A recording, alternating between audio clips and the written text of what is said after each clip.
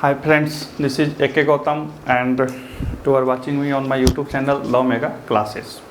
मैं अभिषेक आपका अपने इस YouTube चैनल पर स्वागत करता हूं।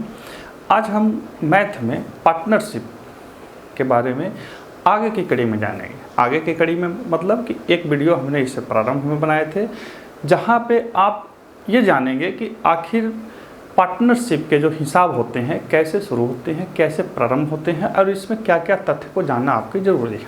आज के इस वीडियो में हम उन तथ्यों के साथ आगे यानी कि कुछ एक भारी हिसाबों को देखेंगे। पार्टनरशिप से हमेशा एक प्रश्न परीक्षाओं में पूछे जाते हैं, चाहे SSC CGL हो, इंटर स्तरीय हो या अन्य कोई ऐसी परीक्षा हो जो मैट्रिक स्तरीय होती है। रेलवे, IBPS कहीं पर भी इससे संबंधित एक प्रश्न जरूर पूछे जाते हैं। बहुत से लोग ट्रिक से बनाते हैं, अच्छी बात है, बनाइए, लेकिन मैं इस पूरे वीडियो में फंडामेंटल यानी कि प्रारंभ से और मूलभूत सिद्धांतों के साथ आपको समझाने का प्रयास करता हूं। तो आपका बेशकीमती समय न लेते हुए आइए आज हम साझेदारी में एक नई चीज़ के बारे में देखते हैं। नई चीज़ का मतलब ऐसा नहीं है कि आप जानते नहीं हैं, जानते होंगे, हो सकता है विस्मृत हो गए होंगे।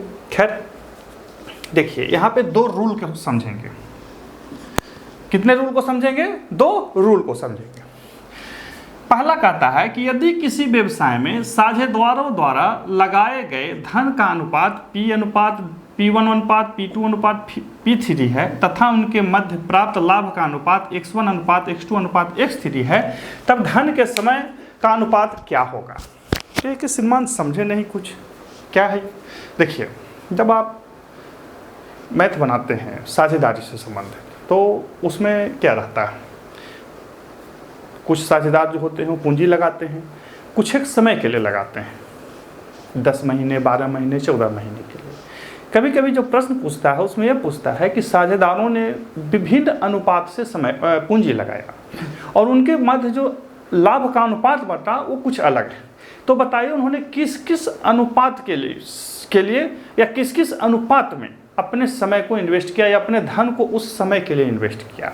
अर्थात समय का अनुपात निकालना होता है, कभी कभी लाभ या कभी कभी धन का अनुपात निकालना होता है। ये कैसे होता है हम एक प्रश्न के द्वारा भी इसे देख लेते हैं। प्रश्न है, थोड़ा जूम करके देख लेंगे। यदि किसी व्यवसाय में A, B एवं C ने 6 अनुपात 9 अनुपात 10 के अनुपात में पूंजी लगाया, उनके प्राप्त लाभ का अनुपात 2 अनुपात 3 अनुपात 5 है, यानी कि जो पूंजी लगाया वो कुछ एक अनुपात में है और उनका जो प्राप्त लाभ है वो कुछ एक अनुपात में है। तो उस समय का अनुपात क्या होगा जिस समय हेतु उन्होंने पूंजी लगाई थी। अर्थात A, B और C ने जो पूंजी लगाई और लाभ जो लगाया उस दोनों का अनुपात दिया हुआ है। अब से पूछ रहा है कि A ने कितना समय, B ने कितना समय और C ने कितने समय पूंजी लगाया अनुपात के रूप में। तो हल करके देखते हैं। देखिए, इसका सूत्र हमने बना रखा है। यहाँ पे सूत्र कहता है कि यदि धन का अनुपात P1 अनुपात P2 अनुपात P3 है तथा उनके मध्य प्राप्त लाभ का अनुपात X1 अनुपात X2 अनुपात X3 है, तब धन के समय का अनुपात यानी कि T, समय को T से बोला जाता है, T1 T2 T3। T1 हो गया A के लिए, T2 हो गया B के लिए, T2 हो गया T3 हो गया C के लिए। हालांकि मैं ये बता रहा हूँ, समझा रहा हूँ, कोई जरूरी नहीं किसी तरह से। तो समय का अनुपात क्या होगा? देखिए, A1 बटा X1 बटा P1, X2 बटा P2, X3 बटा P3। अब यहाँ देखिए, A के लिए X1 P1, B के लिए X2 P2 और C के लिए X3 P3, ऐसे होगा। A के लिए X1 P1, B के लिए X2 P2, C के लिए X3 P3। इस तरह से आप रखेंगे। अब यहाँ पे दिया क्या क्या है?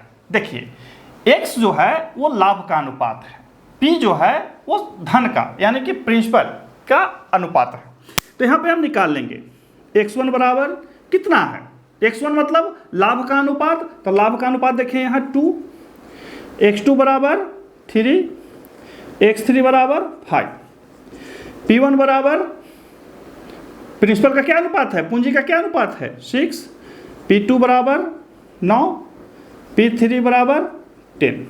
तो उनके समय का अनुपात क्या हो जाएंगे? सीधा बैठा देंगे, समय का अनुपात बराबर समय का अनुपात दिख रहा है ना, हाँ अभी तक तो दिख रहा है। समय का अनुपात बराबर क्या करना है, x1 बटा p1।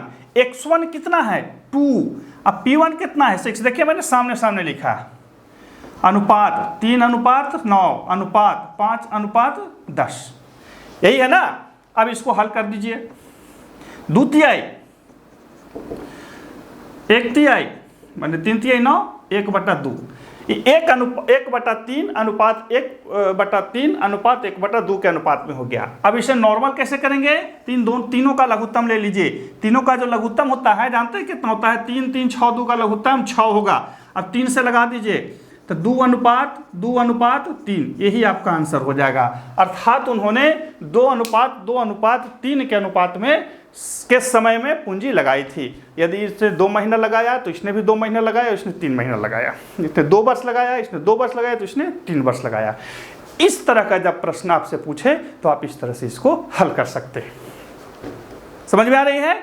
अब अगला देखते हैं, यदि किसी व्यापार में साझेदारों द्वारा राशियों के समय का अनुपात T1 T2 T3 है तो तथा प्राप्त लाभ का अनुपात x1 x2 x3 है, तो उनके मध्य लगे धन का अनुपात क्या होगा। सूत्र क्या है, x1 बटा T1 x2 बटा T2 x3 बटा T3 P1 P2 P3। इस तरह से आप निकाल सकते हो, वो हमने अति के लिए बनाया है। P1 बराबर क्या है, x1 बटा T1, P2 बराबर क्या होगा, x2 बटा T2, P3 बराबर क्या होगा, x3 बटा T3। ठीक है। अब यहाँ पे आपको देखना है, देखिए T मतलब टाइम होता है, T मतलब क्या होता है टाइम, तो समय, और x जो है वो लाभ का अनुपात है। तो हम बैठा देंगे, यहाँ पर बैठाते हैं P1 बराबर क्या लिखना होगा, x1 बटा T1, x क्या चीज, लाभ। तो यहाँ पर लाभ का अनुपात क्या है, यहाँ समय दिया हुआ है और उन्होंने 5-6 के अनुपात में लाभ प्राप्त किया है। लाभ का है 5, तो लिख देंगे 5 अब बटा T1 कितना है 3 अनुपात 6 अब बटा 2 अनुपात 5 अब बटा कितना 8 बटा 5। यही होगा ना, ध्यान दीजिए, यही होगा कि नहीं होगा। मैं आपको डिटेल में बता देता हूं। यहाँ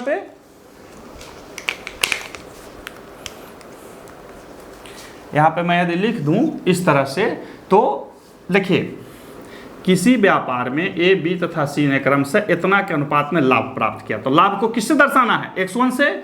x1 बराबर 5, x2 बराबर 6, x3 बराबर 8, T1 बराबर कितना 3, T2 बराबर कितना 2, T3 बराबर कितना 5। हुआ या नहीं हुआ, ठीक है। अब देखिए हमने P के लिए निकाल लिया P1 P2 P3, तो x1 बटा T1 5 बटा 3 लिखा है नहीं लिखा है, x2 बटा T2 6 बटा 2 लिखा है या नहीं लिखा है, x3 बटा T3 यानी कि 8 बटा 5 लिखा है नहीं लिखा है, हमने लिख दिया। अब इसको आप हल कर दीजिए। कटता है कहीं, देखिए तो ये कट जाएगा, 5 बटा 3 अनुपात 3 अनुपात 8 बटा 5। अब इसको नॉर्मल कैसे करेंगे, तो आपको 3 और 5 का लघुत्तम हो जाएगा 15, तो 3 का पढ़िए 15 कै बार में आता है, 3 का पढ़िए 15 कै बार में आएगा, जितना आएगा उससे गुना कर दीजिए। तो 3 का पढ़िएगा तो 15 5 बार में आता है, तो 5 5 25, इसके नीचे कुछ नहीं है तो 1, तो 15 तिया 45, 5 तियाई 15 24, ये इस अनुपात में आ गया आपका। यानी कि उनके जो धन का अनुपात है वो 25 अनुपात 24 अनुपात 45 के अनुपात में आया। इस तरह से जो आपको मैथ ये पूछेगा आप बनाएंगे। ध्यान दीजिए कि इसी तरह से आप इस मैथ को बनाएंगे। क्या करेंगे, सूत्र को याद रखिए, ध्यान दीजिए। यहाँ पे समय t, समय के अनुपात का सूत्र होता है x1 बटा P1 अनुपात x2 बटा P2 अनुपात x3 बटा P3। चूंकि 3 का है तो हमने 3 व 4 रहेगा तो 4 भी ऐसे ही बनेगा, 2 रहेगा तो 2 भी ऐसे ही बनेगा। ये किसके लिए हुआ, समय के लिए। यहाँ पे किसके लिए है, धन के लिए। तो प्रिंसिपल के लिए भी क्या होगा, x1 बटा T1, x2 बटा T2, x3 बटा T3। ध्यान रखिए कि दोनों में x यानी कि लाभ ऊपर रहेगा। समय जब निकालना है तो धन से भागा दे देंगे, और जब धन निकालना है तो समय से भागा दे देंगे। यही दोनों में बेसिक अंतर है। इस सूत्र को लिख लें और फिर मैं दोबारा इस तरह के हिसाब को आपको बना करके बताता हूं, लेकिन पहले एक नज़र इसको जरूर देख लीजिए। बहुत ही साधारण हिसाब है लेकिन आनी चाहिए, ठीक है। एक नज़र देख के आप बना लें, मैं दोबारा लिख के आपको हिसाब बता दे रहा हूँ। अब देखिए इसी तरह का एक और दो और उदाहरणों को देख लेते हैं। चूँकि एक उदाहरण से आप देख लिए हैं तो तुरंत समझ जाएंगे, कहीं कोई दिक्कत नहीं होगी बनाने में आपको। देखिए सेम प्रश्न है, क्या कहता है, ए, बी एवं सी ने साझा रूप से एक व्यापार प्रारंभ किया। उनके द्वारा निवेश पूंजी का अनुपात 1:2:3 है। उनके लाभों का अनुपात 2:3:1 है। तो उनके निवेश के समय का अनुपात क्या होगा? हमने T1 पूछ रहा है, T2 पूछ रहा है, T3। यहाँ T1, T3 ए, बी और सी के लिए तो फॉर्मूला क्या बताए थे? हमने बताया था कि x1 हमेशा वहाँ रहेगा, ऊपर रहेगा। x1 हमेशा कहाँ रहेगा? ऊपर रहेगा। ये फॉर्मूला यही है ना। तो हम सबसे पहले लिखते हैं निवेश पूंजी का अनुपात, यानी कि P1 बराबर 1, P2 बराबर 2 और P3 बराबर 3 है। लाभ को 1 से करते हैं। x1 बराबर 2, x2 बराबर 3, x3 बराबर 1। तो लिख देंगे समय का अनुपात, समय का अनुपात बराबर क्या कर दें? बटा कर देते हैं। क्या बटा करेंगे? हमने उल्टा लिखा, x1 बटा P1 होगा। x1 बटा P1 यानी कि 2/1 अनुपात 3/2 अनुपात 1/3 हुआ या नहीं हुआ? यही अनुपात हुआ। लेकिन आंसर तो इस तरह से नहीं आएगा। तो क्या करेंगे कि नीचे का जितना है उसका एलसीएम निकाल लेंगे, तो 6 आता है। तो एक का पढ़िए 6 कितना बार में आएगा? 6 बार में, तो 6 दूनी 12, 2 तिहाई तो 3 तिहाई 9, 3 दूनी तो यानी कि 2। यही आपका आंसर आएगा। 12:9:2 के समय अनुपात में उन्होंने पूंजी लगाया। अर्थात यदि इसने 12 महीना लगाया तो इसने 9 महीना लगाया और इसने 2 महीना लगाया। समझ रहे हैं बात को? इस तरह से ये मैथ बनता है। अगला उदाहरण देख लेते हैं। एल, एम एवं एन ने एक साझा व्यापार में 2:3:6 के समय के अनुपात में धन लगाया। उनके प्राप्त लाभों का अनुपात 4:5:6 है। तो उनके निवेश का अनुपात क्या होगा? यानी कि यहाँ पर आपसे P पूछ रहा है, P1, P2, P3। हमने सूत्र क्या बताया था? लाभ हमेशा ऊपर रहता है। x1 बटा T1, x2 बटा T2, x3 बटा T3। अब यहाँ पर आपको निकालना होगा, लिखना होगा कि क्या है समय। तो T1 लिखा हुआ है, x1 लिखा हुआ है, x1 बराबर 4, x2 बराबर 5, x3 बराबर 6, T1 बराबर 2, T2 बराबर 3, T3 बराबर 6। तो अब निकाल देते हैं धन अनुपात। धन अनुपात बराबर क्या होगा? x1 बटा T1 यानी कि 4/2 अनुपात 5/3 अनुपात 6/6। यही है ना जी? दोनों में तो 6 है। तो देखिए तो कटता है, ये कट जाता है। 2:5/3 अनुपात 1 हो जाएगा। तो नीचे कुछ नहीं है तो 1 होगा, यहाँ भी 1 होगा। तो इसका एलसीएम कितना हो जाएगा? 3 हो जाएगा। तो 2 का 1 का पढ़ेंगे तो 3 बार में, तो 3 दूनी 6 अनुपात 5 अनुपात 3। ये आपका आंसर हो जाएगा। 6 अनुपात 5 अनुपात 3 के रेशियो में आपका धन उनका लगा हुआ है। ये सूत्र को याद रखेंगे और इस तरह का जब प्रश्न आए इस तरह से इसको बना देंगे। ये था साझा में एक प्रकार का हिसाब जिसे हमने आपको इस छोटे से वीडियो में समझाने का प्रयास किया। याद रखिए साझा का बहुत सारे हिसाब होते हैं। हमारे चैनल को लाइक और सब्सक्राइब कर लीजिए। इसी चैनल में 1, 2, 3, 4, 5 करके बहुतों तरह के आपको पार्टनरशिप के मैथ के मिलेंगे। हमने ऐसा नहीं किया है कि ये पार्ट 1 है, पार्ट 2 है, पार्ट 3 नहीं, चूँकि ऐसा कर देने से क्या होगा कि बस खत्म हो गया, ऐसा नहीं है, कंटिन्यू है। जितने भी तरह के, जितने भी तरीक़ों से परीक्षाओं में पूछे जाते हैं, मैं उन सभी तरीक़ों को उठा करके 2-2, 3-3, 4-4 उदाहरणों को एक वीडियो बना देता हूँ, ताकि आप देखें, समझें, लाभ प्राप्त करें। फिर मिलते हैं अगले वीडियो में, तब तक के लिए नमस्कार।